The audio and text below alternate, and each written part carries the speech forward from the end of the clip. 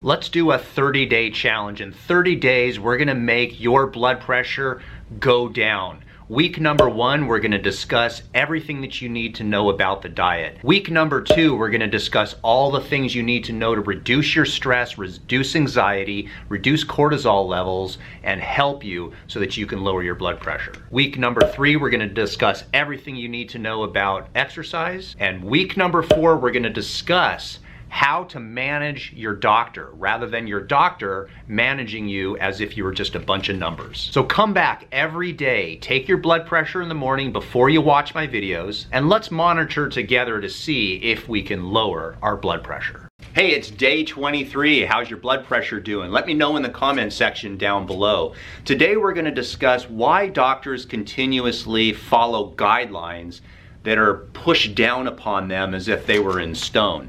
The unfortunate truth is, whatever the guideline is today, in 10 years it's going to be different.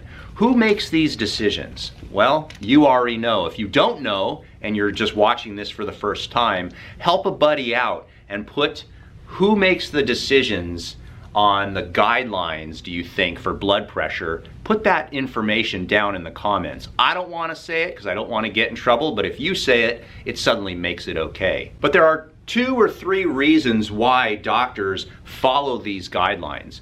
Number 1 is malpractice. If you don't toe the company line, someone can sue you for basically everything that you have for not following particular guidelines. So 30 years ago, when the guidelines were for blood pressure, 160/90, if you didn't medicate someone over that, then you were considered performing malpractice. Now it's 120/80. That's the guideline. Everyone from cradle to grave should be below 120/80. If they're not, they're going to get a little spanking, or they're going to get a talking to, or you're going to get medication. So understand that the guidelines, the reason why doctors are forced to impose these guidelines upon you is simply because of fear of malpractice. The second reason is because of their licensure. A couple years ago, we actually saw, you did and I did, doctors questioning the status quo. We're not talking about blood pressure, but you know what I'm talking about. They would simply speak out, and they weren't wearing tin hats or anything, but they were saying, hey, what are the guidelines? Nothing. Go home. Leave our facility. And we think we have an answer to improving people's health when they have a certain disease. And what happened? They either got their license pulled, they got pulled from their status at the hospital, they got ridiculed in social media. It was insane, man. So if you don't toe the company line, whatever that line is today, you can get in serious trouble in terms of your license. The third and final reason why doctors seem to just follow along with these guidelines is because they're yes men.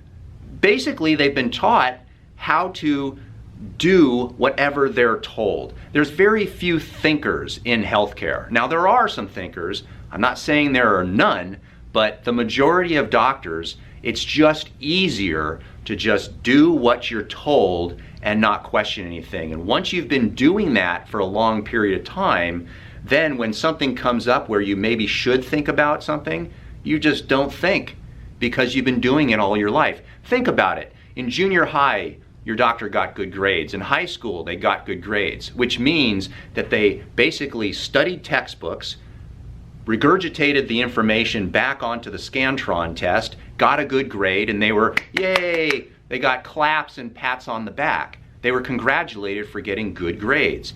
They were getting good grades not because they thought differently about something. They just basically learned the information in the books. Then comes college. So 4 years, it's usually theory. In theory, 4 years of college. 4 years of college, what did they do? They studied, they got good grades. Medical school, they studied, they got good grades. Internship, they did exactly what they were told. Residency, they learned the protocols. And then by the time it's time to think, they haven't thought since they were 5 years old, thus they're yes men. And that is why, if the guidelines change, these are the new guidelines. That's just the reality of why doctors do what they do. So give your doctor a break. If he's following some guideline like 120 over 80 and you're 125 over 82 and he's giving you a little slap on the wrist saying that you need to lower your blood pressure, give the guy a break, because he's just doing what his job is telling him to do. Understand that if he works for one of these major HMOs, if he doesn't do what they tell him to do, he's fired and another guy just takes his place. So if you are curious if there are any natural solutions to lowering your blood pressure, there is. Probably the most effective one is magnesium. Any type of magnesium that you take will probably affect your blood pressure. Some will affect it more than others. Right now I'm going to list for you here a number of different magnesiums that you can possibly take. My advice would be to take them all, and there is a magnesium supplement called Magnesium Breakthrough. It's by a company named Bioptimizers, and they have all of these magnesiums in their own supplement. So it really takes the guesswork out of it. It'll help your heart, it'll help your sleep, it'll help your blood pressure, and it's one of the best magnesium supplements out on the market. They are the video sponsor for today, so I will put their link down below if you want to look and see if that product would be good for you. But either way, one of the best things that you can do for your blood pressure is to take a magnesium supplement. If you have specific questions in regard to blood pressure, your own health and wellness, we actually do Zoom appointments as well as telephone appointments. We do these Zoom and telephone appointments from all around the world. So you're more than welcome to call our office, schedule an actual Zoom or a telephone consultation with me.